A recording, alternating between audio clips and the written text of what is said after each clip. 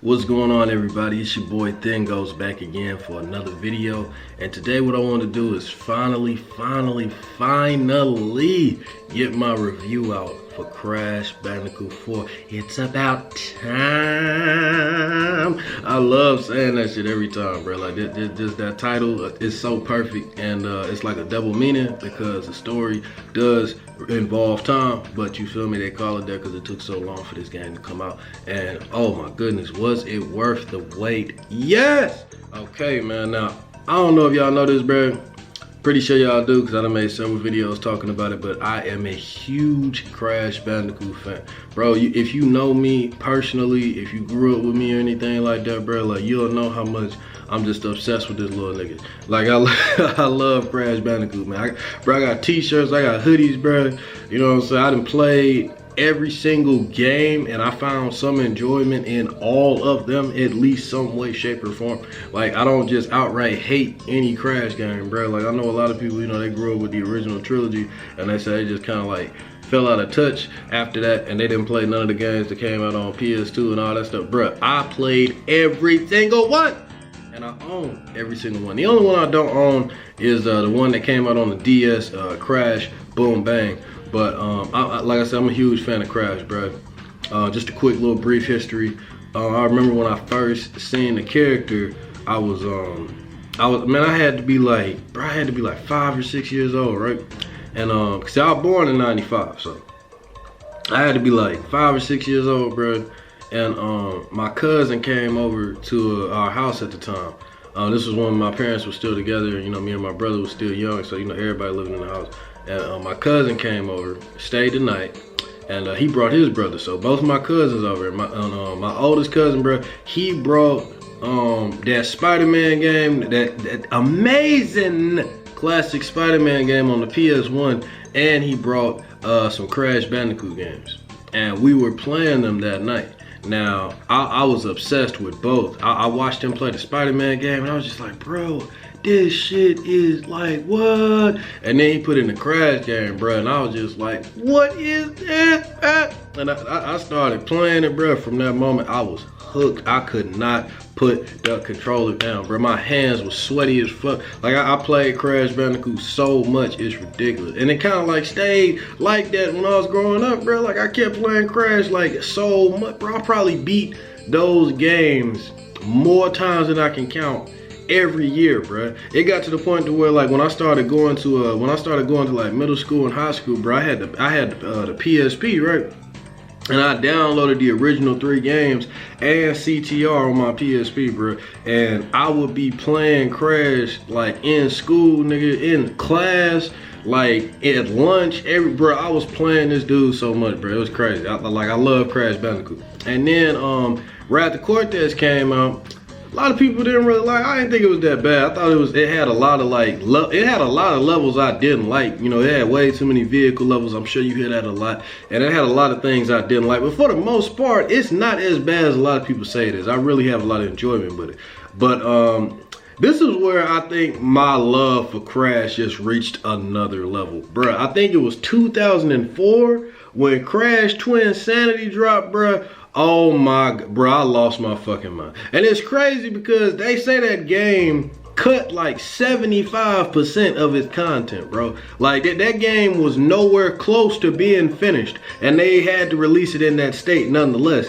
And it's one of my favorite Crash Bandicoot games. So it just made me think like, bro, imagine if they actually had the chance to finish it, bro. That's great. And then after, man, I still play Crash Twinsanity to this day. It got some of the greatest music in any Crash game. It's unique as fuck. They do the music with their mouth. It's this musical group called Spiral Mouth, bro. And like they literally go through the game making songs in the game like like doing their mouth and shit. I'm just like, who thought of this, bro? Like I have never seen another game do that to this day, bro. To this day, like the meme, to this day. I ain't never seen another game do that. That shit blew my mind, and I was just gushing at the seams, bro. I hated how short it was though. That game's short as hell, bro. But I mean, it is what it is. Some of my favorite games in life aren't that long. I mean, like the Spider-Man game I was just talking about before, you can beat that game in like 3 hours, maybe less, if you know exactly what you're doing and you speed running. But it's still one of the greatest games I ever played in my life. But yeah, man, so Twin Sanity, really enjoyed it, man. The racing games too. I didn't even talk about that. CTR on PS1, played the fuck out of that. I played that more than Mario Kart. Still to this day, especially with the remake, I always love CTR more than Mario Kart, bro. But that's, you know what I'm saying, that's either here nor there. And you know, when they made the sequel on the PS2, played the shit out of that. I remember so many times I played that shit with my homies, bro. I had a lot of great memories with that game right there, man. And then they made what was it? Crash of the Titans, right? Yeah, Crash of the Titans. So I think that was next. I don't know if it was Crash of the Titans or Crash Tag Team Racing. I think it was Tag Team Racing that came before Crash of the Titans. Yeah, it was Crash Tag Team Racing. The one like where you racing and shit, and you can crash your car hard into. I'm talking about, bro. You can crash your car so hard to another car that they merge together, and then you can use it kind of like Mario Kart Double Dash. You know, you merge the cars together, and one person shooting at the top, the other person driving, and you can like team up for a short bit and like race against the other players. Like, it was a cool little concept. It was fun. Had a lot of platforming in there mixed in with the open world where you can explore and go to different races and such. And you could also find so many collectibles. So I spent a lot of hours on that game. I remember, bro, I had a counselor when I was growing up. 'Cause I went through a lot of shit as a kid, bro. And I had a counselor growing up. What it was, you know, like a shrink. And a lot of times I would go there, like my dad would drop me off there, bro, but you know, he had to drop me off a little early. And my therapist was hella cool, like, you know, he was kind of like Sean Connery, bro. That's kind of, you know, R.I.P. But that's what like I kind of like see him as. Like, he kind of looked like him, he acted like him a little bit, you know. So I remember I used to call him that like as a joke. And his grandson would come up there a lot to hang out. And a lot of times I would go there a little too early, and you know what I'm saying, I wouldn't be able to go into the, I wouldn't be able to have my appointment yet. So I would bring my little TV and my game up there, bro, and I would plug it up, and I would literally be playing the game like in the lobby waiting for him to finish. And me and his grandson got super cool, bro, and we would play Crash Tag Team Racing so much, like all the time. We played that game all the fucking time, bro. So that was pretty cool. That's a nice memory I have of that. And yeah, so when Crash of the Titans came out, that's when people really started hating on Crash. They thought Crash had like fallen off. Like, you know, the tribal tattoos, the you know, the redesigns of the characters, how they kind of like changed the entire gameplay and turned it in like this pseudo beat 'em up action adventure type game, you know what I'm saying? Like in the vein of, you know what I'm saying, believe it or not, bro, like God of War and Devil May Cry shit. I mean, obviously not as advanced, but it like similar shit where you got enemies popping up and you got to dispatch all the enemies before you can go forward. They got like the wall blocked, and a lot of different unique combat things that you could do in Crash of the Titans that you never could do in any other Crash Bandicoot game. Like the whole concept of jacking Titans. Like you could literally get the mask Aku Aku, bro, throw that shit on the Titans and control the Titans, bro, and you could use their arsenal, like what they had as far as what to attack with their moveset and all that. You could use that to fight the enemies, bro, and you could jump from Titan to Titan. Like you could switch, bro. You could jump from Titan to Titan to Titan, and you could just go through the story. Like it was crazy, bro. It was crazy. That was unique as hell. I ain't never seen another Crash game like that. And really ain't never seen too many games like that, to be honest with you. Like, say what you want about Crash, bro. He switched it up. You know what I'm saying? Whether you liked it or not, he switched it up. And going back and playing them games, bro, like, I don't know, you know, I know there's a lot of people that still don't like it today and stand by that, and that's okay, but they not that bad, bro. I had so much fun playing Crash of the Titans with my brother, bro. Like, we had it on the Wii, nigga. And we was playing 2 players, bro. So much fun. So much fun. That was the first Crash Bandicoot game, I believe, that let you play with somebody like through the whole campaign. You know what I'm saying? Like a co-op through the campaign. That was fun as hell. Then they made the sequel, Crash Mind Over Mutant. It was pretty much the same. Like, in my opinion, it wasn't as good as Crash Mind Over Mutant, but it wasn't bad at all, bro. You know what I'm saying? So it's like Crash ain't, you know, even at his lowest points, I really enjoyed Crash. But I did understand what people was talking about, because I kind of felt the same way. As good as Crash was, and as much as I'm a fan of him, he was never quite as good as he was back in the old days, back in the 90s, back with that original trilogy, bruh, and that racing game. Like it never reached that same height again, bruh. In my opinion, Twin Insanity came damn close, but yeah, the original trilogy is just kind of like, it was there and it was just like in this golden age era. So out of nowhere, these people announced, Activision announced that they was gonna make the Crash Insane trilogy, which was like an update, a remake of the original 3. Bro, I lost my mind. I was at PlayStation Experience in Anaheim, California. I think it was in 2016 or 17, bro, when they announced that shit and like when they was showing off gameplay and everything. Bro, I went all the way out there to LA, bro, to Anaheim, bro, just for Crash, bro. Just for crap, bro. I went and I was wearing this same hat right here, bro, and a fucking I was wearing a hoodie that had Crash Bandicoot on it, bro.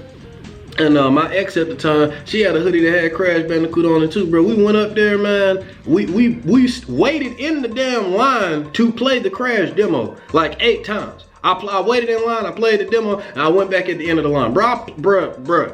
I lost, bro. I remember when they announced that shit. I jumped up, right?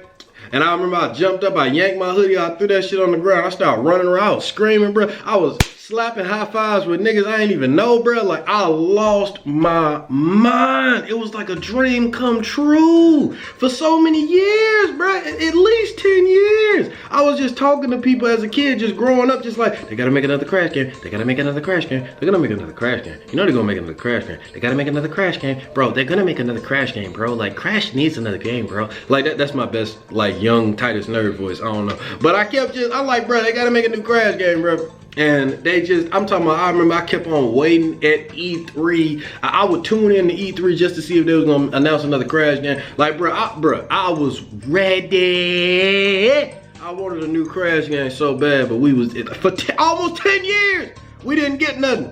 Nothing, bro. I think it was about like, it might have been like 8 years, man, but even for the mutant games, you know what I'm saying? Like the last of the newest games, like it was a long stretch, man, before we got any new Crash game. And people were starting to give up hope. I never gave up hope though. And shout out to the Crash content creators out there, man, who kept the fight going too, bro. You know what I'm saying? Like, I watched a lot of Jeremiah Isaiah, bro. You know what I'm saying? He was a huge Crash fan, Canadian guy. Yeah, I really started recently watching him. I don't know if he was like keeping the fight alive in that long span of time. You know, Wampa Lewis, shouts out to you, bruh. Shit, who else? Mr. Bo, shout out to you. Like, you know what I'm saying? I've been watching all y'all. It's good to see some people out there that really love Crash like that. Cause I felt like I was kind of in the minority when I was growing up, bruh. Like, people like Crash. Everybody liked Crash. Everybody got respect for the dude. But ain't nobody just really liked him as much as I did. You know what I'm saying? So I kind of felt like I was in the minority. Like, every time I told people like it's gonna be another Crash game, they just like, bruh, it ain't gonna be another Crash game, bro. You know, and then it finally came out. Bruh, you talk about somebody that was so lit. I was just, bruh, I lost it. And I played that game to no end, platinumed all 3. And then after that, like not even a year later, they announced a CTR remake, Nitro Refueled. Bruh, I still play that game online right now. That is the best kart racing game out, period. That game is fucking amazing, bro. You can, man, see me in CTR right now. Fucking love that game. And so, you know, after CTR, rumors just started popping up everywhere. Like, bro, this is it. They next step gotta be a new Crash game, bro. This is it, bro. They started like shit was popping up. Crash Bandicoot Worlds, fucking like images, like, bro, it was so much shit popping up, bro. I was just like, oh, a new Crash game coming out. One more thing I want to touch on before I segue into, you know, talking about Crash 4, because I know that's what y'all here for. I just been giving y'all I said quick history, nigga. This whole video been talking about the damn history of Crash Bandicoot. Don't worry about it though. I always knew this video was gonna be quite longer because this is personal to me. So sorry that y'all having to hear me ramble for so long, but I hope you're enjoying the video.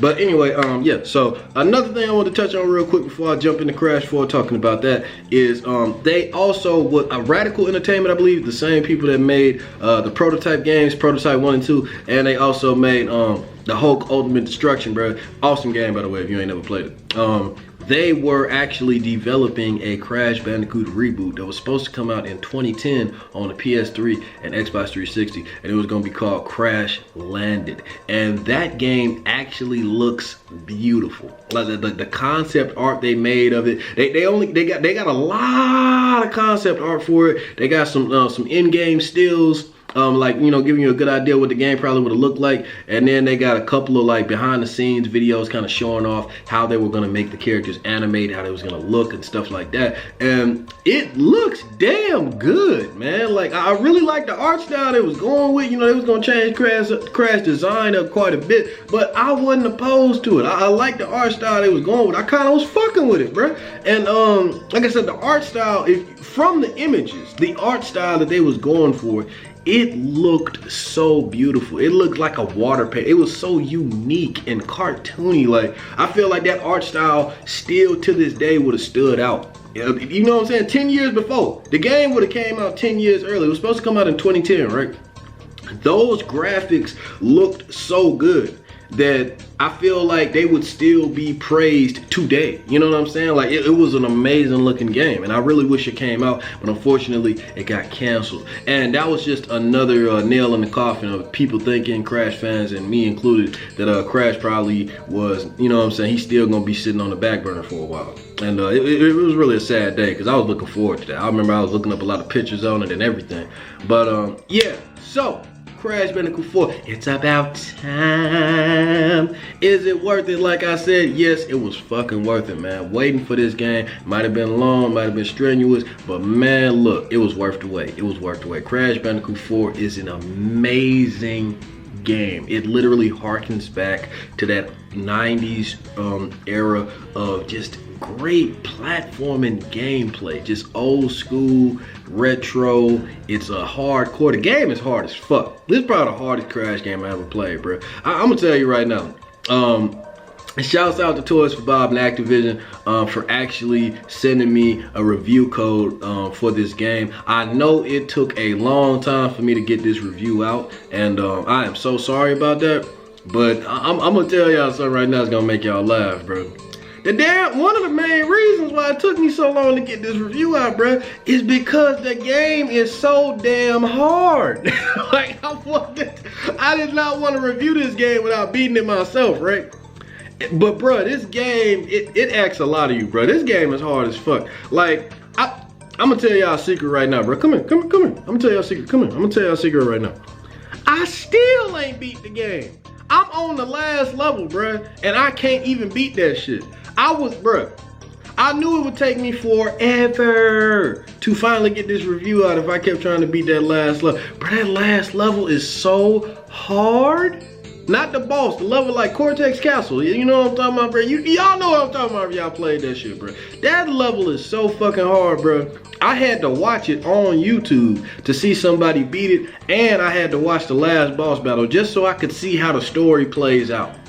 And I could get an idea for what was going on, and then I could get this review out. So, you know what I'm saying, disclaimer, bro, I ain't even beat the game, and I haven't beaten the final boss. You know what I'm saying? So I'm just being honest, bro, but I had to get this review out. So that's how hard the game is, bro. You know, is that a good thing? Yes. The game is amazing to play. Tight controls. The platforming is very creative and very that's like one of the best things about the game, if not the best. Just seeing the worlds that they have crafted, and just the overall just animations, and just the vibrant, just the life that they have given these worlds, just everything moving around, all the stuff they created. Like, the joy of playing this game is going to the next world or going to the next level and just seeing what it's gonna look like and seeing what they got in store for you, bro. Like the different platforming challenges that they have created, like, you know, the different hazards you got to avoid to get from point A to point B. They really gave it their all with this game. You can tell that this is a Crash Bandicoot game made for Crash fans by Crash fans, and it literally just bleeds fanfare, and it just, you know what I'm saying, just people, you could tell that these people are passionate about this project. You can just see it just leaking from the game, bro. Like, it is so well done, so well crafted.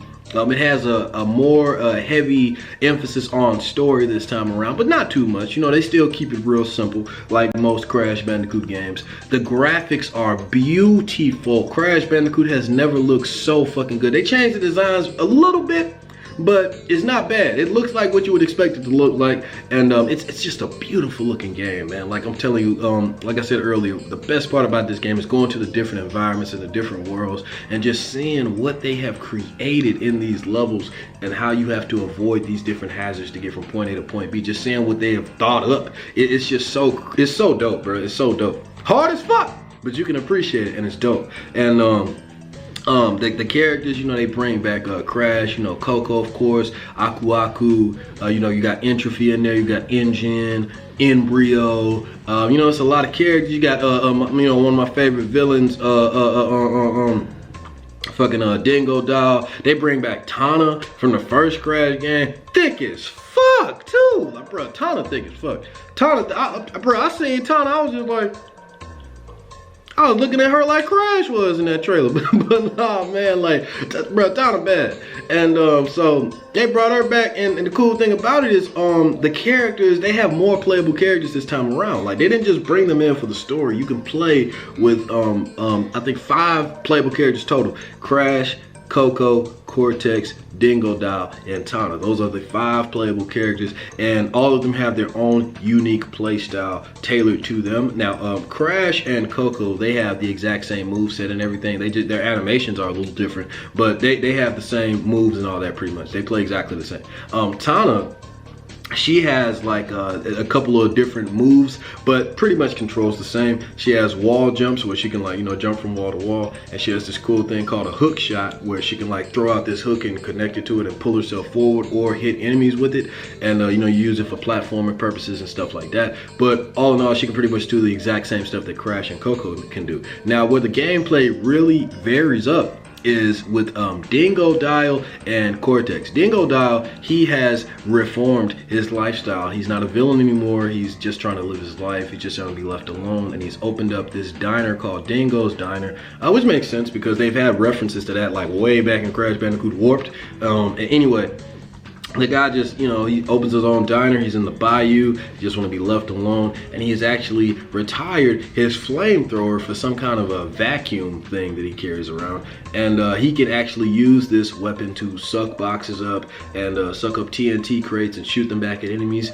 He can jump up in the air. His fat ass can't really do no double jumping. So when he jumps up in the air and he shoots the air gun at the ground, and he actually can float temporarily to go through larger gaps and stuff like that. And his gameplay is very, very unique, but it's pretty cool. You know, he runs a lot slower. You know, he's hulking, he's kind of slow and everything, but I don't mind his gameplay. I had a lot of fun when I was playing with Dingo Doll, and I like how they switched it up. Now, I didn't like playing with Cortex, not that much. I didn't hate it, but he definitely is the weak link of the playable characters. Cortex doesn't have a double jump.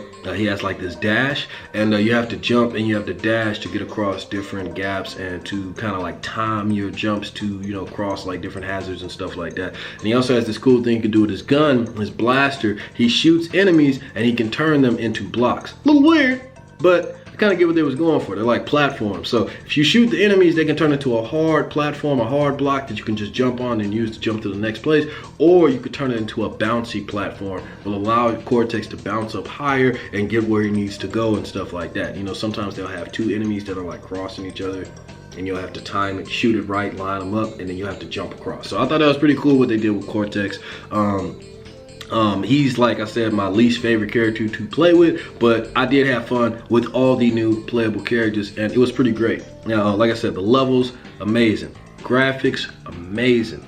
The addition of more playable characters, very welcome. It wasn't needed. You could literally play this whole game with just Crash and Coco. Like, the extra character levels are optional. You don't have to do that in order to beat the game, but if you want to be a completionist, like, you know, that's the name of the game pretty much. Like, completing this game, that's part of the fun. You have to play the extra levels with the characters that are provided. But I like how they give you the option. You know what I'm saying? They don't just bombard you with it. But you're gonna want to do it anyway. And I love that they at least put that option in there. Like I always tell my brother, the more options, the better when you're developing a video game. Like I know, I mean, I ain't a video game developer, but that's what I like. I like having multiple options to choose from. And yeah, like I said, I like the characters. Pretty cool. Love how they did that. Graphics, amazing. Levels, amazing. Just the overall quality of the game itself is very good. You know, it's very good. I love how they put this game together. There's also this new addition to the gameplay that they added called the Quantum Mask. Now, with the Quantum Mask, there's 4 of them, and they're pretty much like Aku Aku or Uga Uga, but you can use them to do different moves throughout the levels while you're platforming. That makes it a little bit more difficult and also more innovative and fun, depending on how you look at it, because it is hard as fuck to get from point A to point B. They have Lonnie Loli. He's a mask that's able to pretty much phase things in and out of reality. So just with the press of a button, you can make some boxes appear or disappear, or some platforms appear or disappear. And they implemented in a cool, unique way to make different hazards and stuff for you to have to cross to, you know, get through the level. So I thought that was cool. They have this other one named Akano. It's a purple mask, and it focuses on, like, I think kinetic energy or something like that. And once you have it, you can keep spinning infinitely, like you never stop. And you can also kind of fly a little bit. You can do like a little double jump and kind of float as you're spinning, and you use that to cross like these huge gaps and stuff like that, or to spin through metal crates, or just take out enemies, or actually reflect projectiles that are shot at you. And that's pretty cool as well. You have what's the other one? You got Lonnie Loli, Akano, you got Ika, who has the ability to like go, like he can control gravity. You press a button, you go upside down, you can run on the walls and the ceilings and stuff like that, and then if you press it again, you'll run on the ground. Like you'll instantly like switch gravity. And it's cool because there's a lot of different parts and levels where you jump and then you hit the gravity, and then you'll fall towards the sky, like the sky is the ground, and then you'll press it again to come back down, like to avoid different hazards, kind of like you're doing this little bouncing motion through stuff. And it's really cool how they do it, man. Hard, but cool. And then you have Kapunawa. That's the one that actually controls time. That's one of my favorites. What you do is you press a button, you have like maybe 3 seconds to get through certain areas, or slow down time for a bit so you can jump on different platforms that are moving too fast, or a door that opens and closes, you press it till you can keep the door open so you can run through, stuff like that. So I really like how they put in these 4 new masks that really feel like they've been a part of the Crash mythos this whole time. That's what I love about it. Like the new moves that they gave Crash, you know, the wall running, the grinding on the rails, the swinging on the ropes, all that stuff. The 4 new masks, and you know, the lore that's there, and you know, the abilities that they're able to do. It really feels like it fits like a glove, like it's been there the whole time. It doesn't seem like it's just shoehorned in or some kind of fake gimmick that you don't really like or nothing. No, it feels great to control, and they're definitely welcome. And like I said, it feels like they've been here the whole time. So I really enjoyed utilizing these different abilities with these masks to get through these levels. And like I said, I can't stress enough how challenging it is. You know what I mean? But it's very fun. So the first thing that I don't really like about this game is the lack of characters. Don't get me wrong, there's a lot of characters in this game. You know, the 5 characters that you play with, of course, and the boss battles and stuff like that, like the villains. But that's what I'm talking about. I feel like they could have did a way better job with the selections of villains that they chose. Now, I kind of get what they was going for. They wanted to get all the ends together, all the scientists. You got Embryo, Entropy, N-Gen, N-Cortex, you know what I'm saying? And they're all the bosses. But you could have did so much better. They even got this weird boss in this one level where you're, like when you're riding on the little surfboard that got the, the rockets on behind it. That was from Crash 2. They brought that back in Crash 4, which is awesome. I love it. But it's like this weird boss at the end of one of the levels where you gotta fight like a level boss. It's not even like a main character boss or something. It's like you gotta fight against like this big fish or something. And I thought that was weird. And they really could have replaced that slot with one of the characters from the Rogues Gallery, you know, of Crash. Like, he has a lot of characters, man. So I kind of thought that was gonna go all out with this game and give us more bosses and at least have us interact with some fan favorites, like maybe Pinstripe or, you know, Koala Kong, Tiny Tiger. You know what I'm saying? Like, bro, you don't get none of that. Like, now you get Easter eggs to a lot of these people, you know, but like I said, no Ripperoo. No, Ripperoo is actually an Easter egg. You see him in this game, but in the level. But yeah, but like I said, bro, you don't really interact with them. Like, there's no boss battles with none of these people. No Ripperoo, no Tiny, no Pinstripe, no Koala Kong, no Papu Papu. Like, none of them, bro. I'm like, okay, what's going on? And also, not only are the choices of the characters for the bosses a little weird, the bosses themselves aren't really that fun to play. Now, say what you want about the boss battles in the older Crash games. They might have been a little too easy and short, but they was fun to play every time. They was fun to play every time, bro. Every time. My only con was that they was a little too easy. You know what I'm saying? You could beat the bosses quick as hell. But they really could have kept us, like, they could have kept how they did the boss battles before. Just make them a little longer and a little more involved, you know, a little more difficult. But I hate how they did the boss battles in this game. They're all pretty much the same. You pretty much have to do the same thing with every boss, bro. Like, you know, the only real difference is like with Entropy, but even then, that's kind of lackluster. You know what I'm saying? So it's just like the bosses, they seriously dropped the ball when it came to the bosses, man. And that sucks too, because Crash Bandicoot, like, the bosses was kind of like, it was kind of like something you look forward to when playing the older games, getting through the warp rooms, getting through the levels so that you can make it to that next boss. You know what I'm saying? Like, you really loved the music and the different ways you had to take them out was all varied to those bosses. You know what I'm saying? Dingo Dial, shooting the flamethrower through the crystals, and you got to dodge and then make your way through the crystals and hit him and then run back out. Tiny Tiger, you have to kind of maneuver him into jumping off and falling off a damn platform. You know, you got to maneuver him to jump off some and then jump out the way. Fucking Ripperoo, you know, you have to cleverly jump on TNT boxes and make them explode and time it right for when he's gonna jump close to it. You know what I'm saying? It's all these unique things, man. They don't have nothing like that at all in the new Crash game. And I was just like, damn, they could have did better with these bosses, bro. Also, another thing that I don't like is the music. And I hate to say that. I hate to say that, bro. The music in Crash Bandicoot 4, it's just not what it's supposed to be. It's just not hitting right at all. It's not bad, don't get me wrong. The music in Crash 4 is high quality and it is not bad at all. It's good. It's good even. I say it's some tracks I like. But it's just not hitting like the original Crash Bandicoot games, bro. Like, the music, like that, bro, the music in Crash Bandicoot is so important. Because it don't have much. You know, the story is, you know, pretty simple and basic. And, you know, the gameplay straightforward. You know, you platforming and jumping through all these beautiful levels and everything. Bro, I would say the music in Crash Bandicoot might be like 40% of the project. It's so important. You gotta have some good solid tracks to bob your head to, or to, like, you know, saying kind of like feel it as you running through the levels and jumping around and stuff. You gotta, you know what I'm saying? Like, I still remember music like Ill Deal, bro.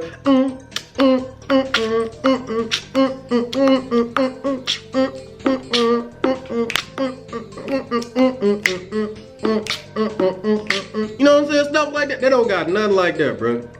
They don't got nothing to just make you just go like, okay. And some of the songs start off like that, but it's like they got scared and then they just pulled back and they you know what I'm saying? They just change up the tone of the song and it just never gets as gangster as the beginning was. Like Cortex Castle, for example. That song, bro, when it first come on, I was just like, okay. When that song first started, it's like,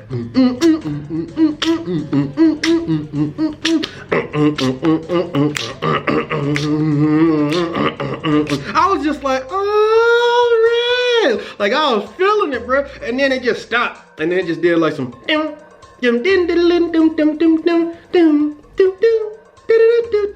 like the whole tone of the song changed. And I was just like, it's not bad, but not as good as I thought it was gonna be. You know what I'm saying? They kind of do that little bait and switch shit with the music a lot. So I didn't really like the music like that. It was okay, but it was nowhere near as good as other Crash games. It's serviceable. It's you know, like I said, some tracks I kind of like. Didn't really like the music, didn't really like the characters that they chose. Like they could have did a whole lot more with more characters. The boss battles, I didn't really like it like that. But other than that, man, like Crash, it's state, bro. If these are the only cons I can find, and trust me, man, I love Crash. I didn't want to just be gushing over it the whole time and just give it a perfect score. You know what I'm saying? Like, I'm being honest with this. So these are the only cons that I don't really like that. But they not cons that really break the game, bruh. I mean, except for that music. But like I said, it don't really break the game because the music is still good. It's just not nowhere near as good as, you know, what I would expect. But the game is still quality, man. It's still really good. You know, and with this game being as good as it is, I know there are going to be more Crash games. It's very successful. You know what I'm saying? Very successful. You know, I haven't really seen a bad thing said about it.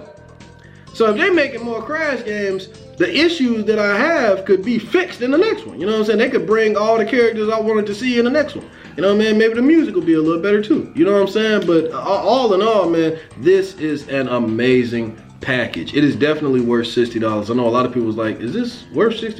You know, a platform, you know, Insane Trilogy was just $40. Bro, it's worth $60, bro. It's worth $60 because you are going to be sweating at the seams trying to beat this game and complete everything. Beating it is one thing, bro. Just beating the damn game is one thing. But collecting everything, you know, like that is whoo. And then on top of that, they got this one collectible that kind of replaced the death routes called flashback tapes, which I thought was pretty cool because it has a story purpose for being there. You get the flashback tapes, and it's kind of like you watching tapes that takes place before Crash Bandicoot 1 when Cortex was training Crash to be the commandos of his, the commando, like the, you know what I'm saying, the leader of like his little Cortex commandos, you know, the other Rogues Gallery characters you gotta fight and stuff. Like when he first was creating Crash, he was training him, and you can actually play through that training in the flashback tapes, and it's like this gauntlet of these super hard platforming sections. So pretty fun, pretty cool. Once again, it's not required, you don't have to play these, but if you want to complete the game, you do, and they are hard as fuck.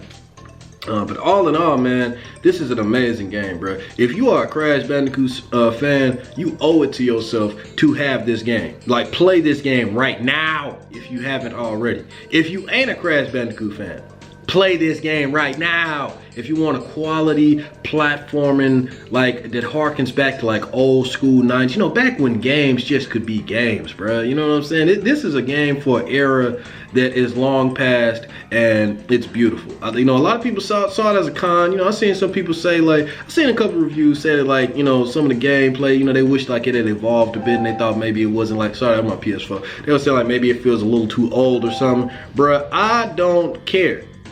It's perfect. Crash Bandicoot 4 does exactly what it needs to do. It doesn't overstay its welcome. It is just a great game. It's very, very well made, quality. You can tell, like I said, that the people that made this game absolutely love Crash. They are huge Crash Bandicoot fans themselves, and this game is a Crash Bandicoot game, a Crash game for fans by fans. And yeah, you owe it to yourself to at least check it out. It's an amazing game. And yeah, man, I'm gonna give it like an 8 out of 10, bro. I'm gonna give it an 8 out of 10. 8 out of 10. And shit, maybe 8.5. Yeah, I give it 8.5, bro. Damn near 9. I'm gonna give it an 8.5 out of 10, though. I give it an 8.5 out of 10. It's an amazing game, bro. Please, if you are a Crash fan, like I said, it's about time. You know what I'm saying? Enjoy this shit, man. I'm just glad to see the Crash is back. I hope you're having a good day, night, wherever you are. Until next time, guys. Peace.